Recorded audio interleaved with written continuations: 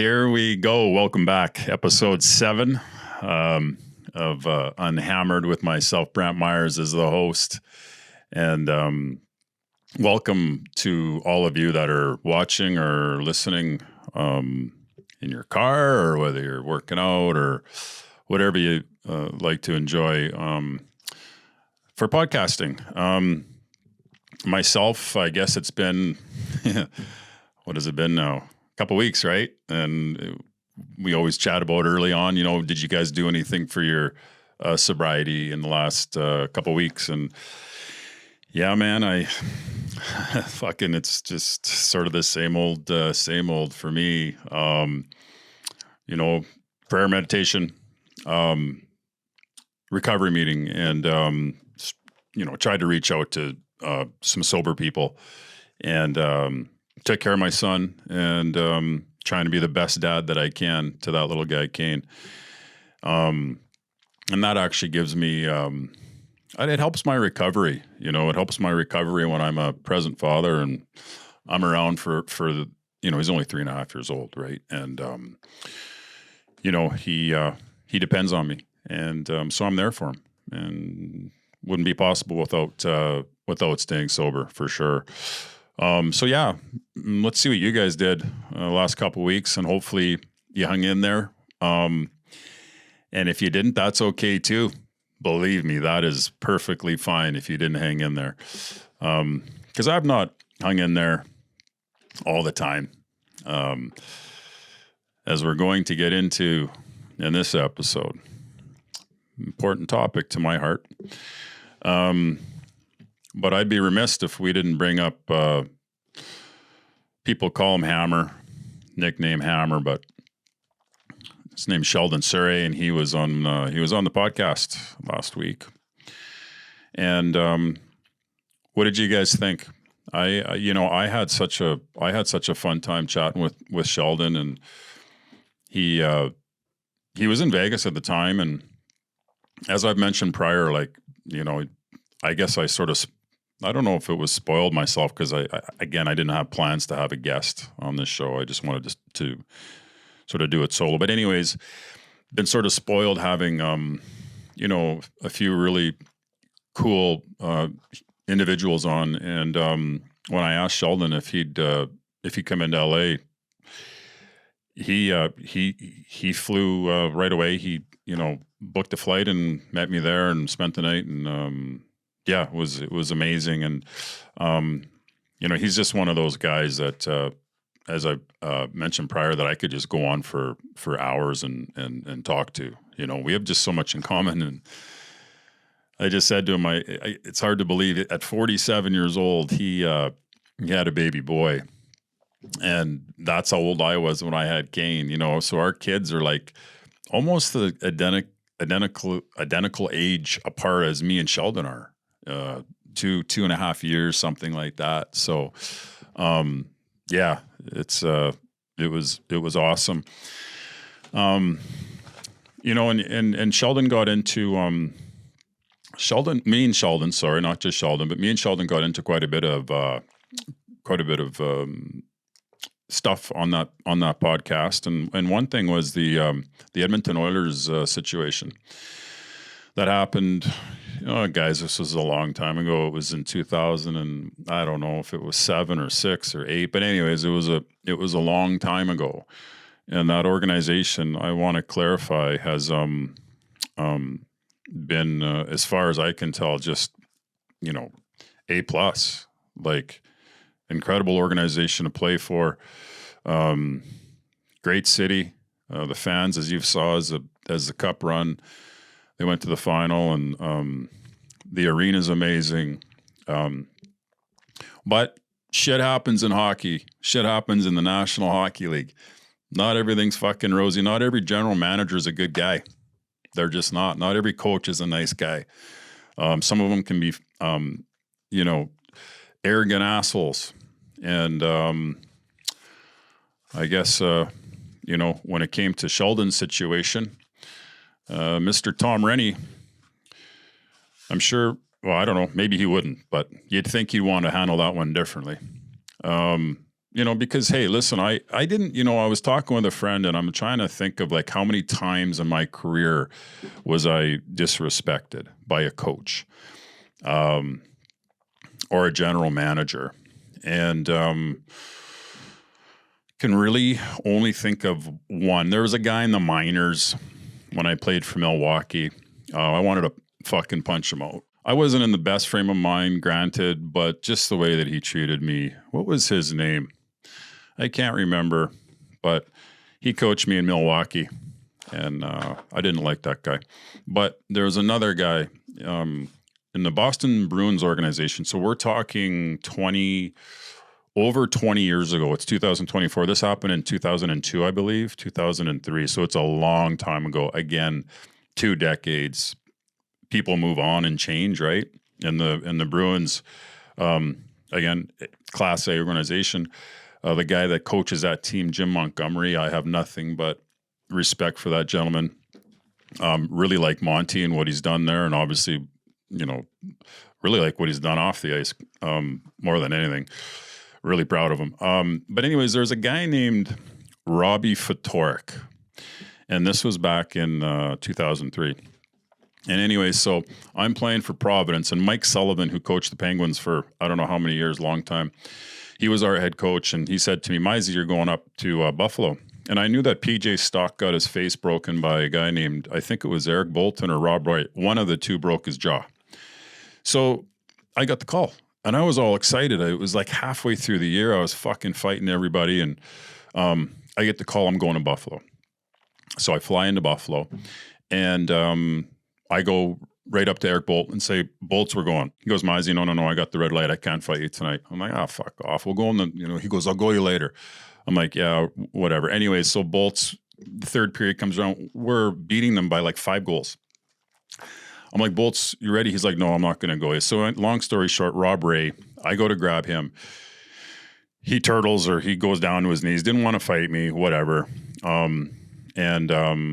They kicked me out. They gave me, 31 minutes in penalties. But anyways, so I did my job. I get on the plane. We're flying back to Boston. And I think everything's fine, right? As I get off the plane, the assistant equipment manager goes, Myhres, here's your hockey bag. You're going to need it. And I said, what are you talking about? And he goes, well, you're going down to Providence to the minor league team. I go, what did you just say to me? He goes, well, didn't anybody tell you? I said, no. I said, here, how about this? Take my fucking bag right now. I said, take my bag and make sure it's in the dressing room tomorrow with everybody else's bag. Joe Thornton, everybody else's bag. Make sure it's in there. Now, I didn't expect it to be the gear to be out in a stall, and it wasn't. So when I walked in, my bag was the only one in the middle of the dressing room. And I walked right into Rob's office, Robbie Ftorek. And I said, Rob, why is my bag in the middle of the room? Why isn't it? Why is my gear not hung up? He goes, well, we sent you down. I said, who fucking sent me down? He goes, well, didn't anybody tell you? I said, yeah. I go, the assistant trainer fucking told me. I said, but it's all good, Rob. He said, I'll grab my bag and I'll head back to Providence. So they called me up for one game. I go to do my job, and then the trainer sends me down. That wouldn't happen today. I believe for sure. And that was a one-off. As I've mentioned, I played on 17 professional teams, and that only happened once, right? So batting a pretty good record for coaches and general managers treating me well. Excuse me. The Oilers situation, a long time ago, stuff's changed. And I had a really cool question. Somebody wrote in and said, I never really thought about this because I wasn't a good enough hockey player to play in the playoffs. But he said, what happens when you win the Stanley Cup and you're sober? What do you put in it? And how do you act in the dressing room? Wow. Awesome question. Well, I guess looking back, maybe ask, I think Darren McCarty, Chris Simon. I don't know what they put in there. But I think what I'd do is I'd have I'd have the goggles, and then I don't know. I might do the full fucking full gas mask on that one. Instead of champagne rolling down into my mouth, I probably would put something around my fucking mouth, and something around my eyes, because that room gets pretty wild. Looks fun, but if you're sober, I could see that being just something that you'd want to take into consideration if a guy's struggling. But that was a good question, and to fall off on that question, there might be something else that you can maybe put in that Stanley Cup one day, maybe soon. Working on it. And then this other lady, sorry, if you're watching, I got to put on my glasses. Now that I turned 50, got to put my glasses on quite a bit, actually. But I prefer not to. Anyways, her name is Laurel R. She said, did you become addicted to working out or any secondary addictions? Many addicts seem to do this, kind of a replacement. Do you have any additional addictions such as gambling, food, sexual activity? Wow. Well, awesome, loaded question. Working out for me is big. I'm gonna go to the gym after I'm done with this podcast, actually, and get a workout in. Because that, put it this way, yesterday when I didn't go to the gym, I didn't have a very good day. I felt like really low. I felt depressed for as soon as I fucking opened up my eyes, I felt depressed. And I had some shit on the go. I've been busy I'm leaving on a trip here coming up. Excuse me. Yeah, I just didn't feel good. And then once I picked up Kane from daycare, I felt better. But definitely when I go to the gym, it just, I don't know, gives me those endorphins. And then as far as an additional addictions, tobacco. Yeah, chewing tobacco. I'm not, whatever. It is what it is. It's better than cocaine and hookers, and cheaper. And sexual, well, we'll keep that for the address of this home. What else did she say? She said, what was rehab actually like, the day-to-day, hour-to-hour? Well, I went to 5 of them, and what were they like? Awesome. Looking back, they were incredible. I was so grateful to get the chance and the opportunity to go to those treatment centers, all 5 of them, especially that 5th one. Hour to hour, oh boy, you got a schedule. You wake up at 7, and then you do meditation, make your bed, you go down, do a reading, meditation, breakfast, therapy, more therapy, lunch, hour of free time, group,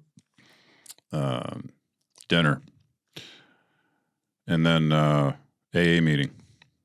And then at the end, you do a nightly good night thing. And you go to bed, lights out. Wake up and do that every day. That's what your outer hours like. Not exactly, but hey, you need structure when you get sober. You just do. You need structure in your life. And those treatment centers, they give it to you. If you want it, if you want to stay. I've known lots of people that left treatment early. They get in for a day or 2 or a week and they leave. They say, fuck it. They don't make it. This isn't this isn't, how can I put it? Nobody's ever went out and came back from a relapse and said their life got better. It's it got fucking, worse. And whether that was financially or spiritually or emotionally, it got worse. It wasn't better out there. Don't kid yourself. You can try and kid yourself, but don't do it, because it's nobody's ever came back and said, fuck, I gained so much stuff since I started, doing coke again and boozing every night. It just doesn't happen. And then, so that was a cool question. So I mentioned this on the podcast with Sheldon, and I want to talk a bit about it before, I don't know. I just wanted to address it. I had 14 years of sobriety, and I was super proud of that. Super proud. It was during COVID. My book came out, and everything shut down, and I was alone. I was isolated. My daughter wasn't with me. I was isolated. The meeting shut down, and there was Zoom. But anyways, isolation for me was a big one. And I felt I was just extremely isolated. I sold my home, and I moved back to Grand Center during all that stuff. Thought that the little town might be a little less restrictive than in the big city. It was. I found a gym that would let me in. And anyways, so when I went home, I literally thought that the world was, I didn't know what was going on. My head was all fucked up. I said, what is going on? Is everybody going to die? Am I going to die? Oh my God. And then, it was just a really weird time to be alive and to go through that, as not only as living in Grand Center, but on the fucking planet. It was just weird. So I wasn't doing well. And at around, I think it was October. Yeah. The little guy again, the little big guy, said maybe a beer. World's coming to an end. Fuck it. And then the old justification kicks in. Justify the one. So I go buy a case, and thought, well, what I'll do is also buy a thing of Clamato juice. Try and wash it down better. So I get the case of beer and go sit on the couch. This is about, 7 at night, 7:30. Got my painkiller book there. Get up before I take a drink. I take that book and I hide it, because I know it's about to fucking go down. And I'm not too proud at this point. But as they say, you lost control. So I pour the beer, put the Clamato juice in it, and I look at it. And I look at it for a couple minutes. And I said, here we go. So I take a drink. And as I'm drinking it, the first emotion that I have is real sadness. Sadness that I took pride over anything in my life on stringing those days, weeks, months, and then years together to be able to have 14. So I was sad about that. Sad that I let down mostly myself, you guys. Listen, I'm my harshest critic on this one, probably. I didn't do any drugs, but for the grace of God, thank you for that. So I've been 16 years without drugs. And that's not my MO. My MO was to burn this motherfucker to the ground. And that's what I do every time. So for me not to go back to any drugs and was, like I said, it was just a weird gift at that moment. But anyways, so I take some drinks and I phone Sheldon. And at this point now, I'm breaking down because I've got just a lot of shame. I haven't went out and I didn't leave the house or anything like that. I just stayed there, had a few drinks, got up, had a glass of water, went to bed. And it was, again, I mentioned no euphoria. There was no happiness in those drinks anymore. Stopped working. And there's an old saying, everywhere you go, there I am. There I was. COVID or no COVID. Listen, I know lots of people that stayed sober through COVID. So I'm not making excuses. No fucking way. I'm taking responsibility for that. And I'm also taking responsibility for the 2.5 years that I got sober now. I'm going to take responsibility for that because that was an interesting ride. Wow, was it worth it though? A little harder this time. There wasn't like 50 people in a treatment center. It's just me and God this time. That's it. Every day. And Sheldon and Cort. Maybe a couple other people. My sister, I think. Donovan. But anyways, my point is there wasn't doctors and nurses and friends. It was me and God this time around. And that's why this 2.5 years when Sheldon gave me that coin in Las Vegas, it really meant a lot to me, Sheldon. So thank you for that. But yeah, I take credit for the 2.5 years because, listen, no matter, sometimes in recovery, you think you got this Superman cape on. And we can have it on for a little bit. They also say, make sure you have a pink parachute when you jump from the pink cloud, right? And so I had this armor on for all those years and felt great. Don't get me wrong. I have 14 years of sobriety in the bank. That's a fucking fact. And thank God for that because my relapse was very short. I got right back on the horse again relatively soon. I wouldn't change it. Because I'm sitting here talking to you guys today about relapse and that it's been part of my journey. Some people it hasn't. It's been part of my journey and I'm not ashamed of it. You know, at the time when you crack the bottle or the beer can, yeah, of course you are. You know, it's a lot of years, right? You got to start over. You roll the clock back. But I did. And I'm sitting here in front of you with this show, trying to spread the, you know, just the, I don't even know if it was a good vibe. It's all it is just honesty about being human. And we make mistakes and, you know, for me, I took a step back, right? But sitting here today, the way that I feel about my sobriety today, again, I don't think I change it. I don't. I love where I am today. I love my relationships with my friends and, you know, my children. I just, I really like who Brantt is today. And without all these, I guess, you know, setbacks and isn't that what it's all about? Is that we're trying to constantly grow and get better as individuals. And that was my story. So yeah, 2.5 years again, back on the horse. I'm very grateful for that every morning. You know, my little boy now, he knows what I'm going to do. I said, Daddy's getting on his knees and look, what do you know? He's 3.5 and there he is, you know, closing his fist saying, Dear God. And, yeah, it's a good gift.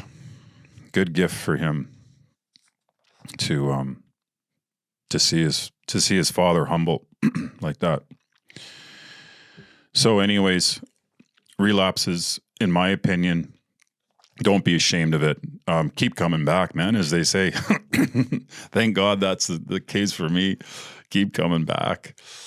If they would have closed that door, you know, I'm gone. I'm dead. And so I kept coming back, and you guys keep coming back. If you're struggling, don't give up, ever, no matter what. And don't give up on somebody else either. You know, it's tough, believe me. I understand that. Always keep some hope open for somebody that you love if they're struggling, because you never know. And thank God for Sheldon, you know, taking my calls during those couple months and Cort, and not judging me. They never judged me once. They just said, we love you, Myhres, and we hope you're at some point going to come back. And I did. And he was there to give me that 2-year coin. So love you, brother. And you guys have an awesome week. Again, let's hopefully, you know, keep keep each other accountable, keep each other unhammered for the next 7 days. And yeah, I'm going to stay unhammered. I'll tell you that. So yeah, have an awesome week. And for me, it was this was a good one. I really enjoyed talking today. So thank you.